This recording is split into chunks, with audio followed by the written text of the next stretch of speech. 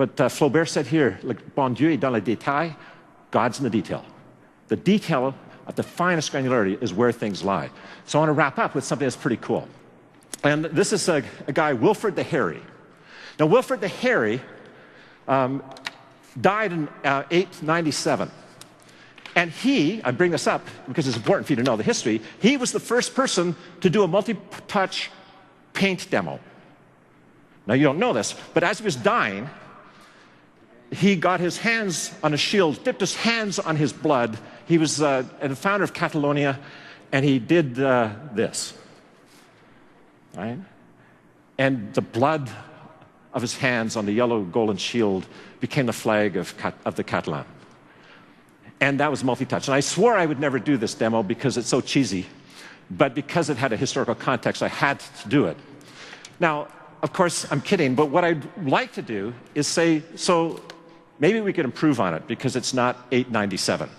So having done that, I want to introduce a really fantastic artist named Nick Kamuta. And you probably saw him this morning when coming out. So Nick's going to come out, and we're going to show you some stuff. And so we'll be quick, but I just want to finish up with a sort of an ABA structure of going from the instrument back to artists.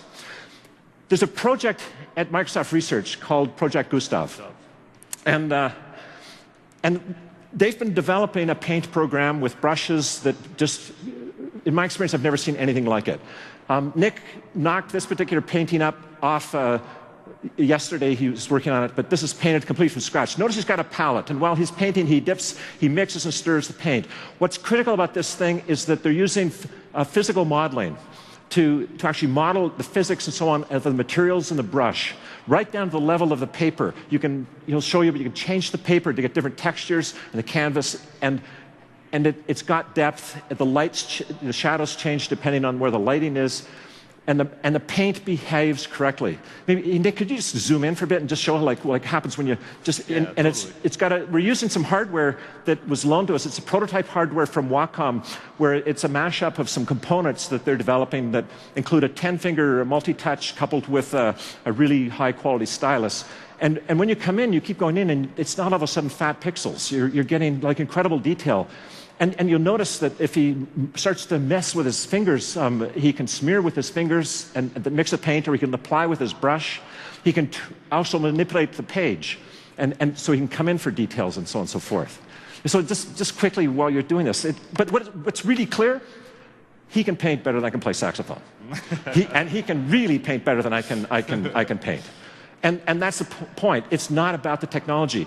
Here's a guy who's a professional designer, trained at an art college, a professional painter. So, I mean, in a sense, as a painter, how do you feel? What's the sense of this compared to other painting systems you've used? Well, it's pretty amazing. I've had this for maybe 2 weeks now. Yeah. They gave it to me about 2 weeks ago to start messing around with. And the number one thing that makes me feel comfortable and at ease about it is the way the color blends. Behaves like oils, right? So they've got all this complex physics modeling and things to simulate the way the oils come together, and the way when I put a mark on the page, let's see, put in some blue here on her sash, the way I can come in and just kind of get right into it with my finger. It's just this impulse that I have, after years and years of training, and I can't ignore it. I just want to use it, right? So do you want to talk a bit about what the actual tools you can do that I haven't mentioned yet? Sure. So there's a list of brushes here on the side.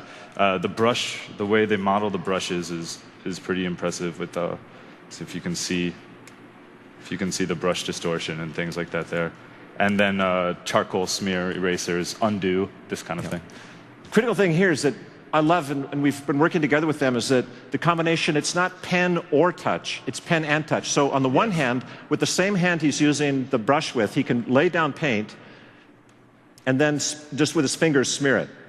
But he can also use his other hand or multiple fingers to actually work the page. And the modalities are really clear and easy to deal with, whether you're smearing the paint or manipulating the page. Yeah. And it's just totally fluid. And so this is why this technology we're using here to do this right now is held together literally with duct tape. But it really is. See that? You see that on the side. But here's where this goes. Why don't you keep painting and I'll keep talking so Sure. we don't keep these people from lunch. And the thing is this. So you could say, well, I'm not an oil painter. Message number one, this was made and with a total respect, like the luthier, for the skills that somebody spent hours and hours over decades to acquire to paint. That's the deal. That's the beauty of it. It's not about cool technology. The technology is there as a prosthesis for the skills of the artist. I said that what you're born with is a capacity to acquire skill. Every person, every customer you have, no matter what your industry is, has acquired, through a lifetime of living in the everyday world, really deep, specialized skills.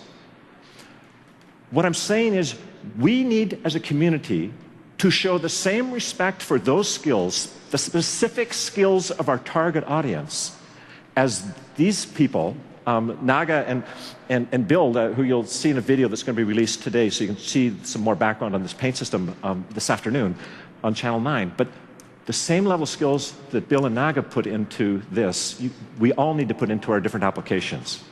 But if you want to say, well, what has this got to do with you? Just think about this.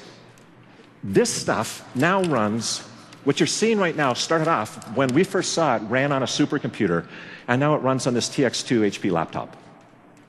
Now what that means to you is SketchFlow runs on this laptop. So the kinds of things I fantasize about is when you're working within something like SketchFlow, you're smacking things up, that you can work your artwork off and have this caliber of brushes for the designers you're working with, and so they have tools that the minute you give them to them, you'll say, man, you understand what we worked really hard to get, you really respect us, we're going to work our butts off for you. And that's the deal.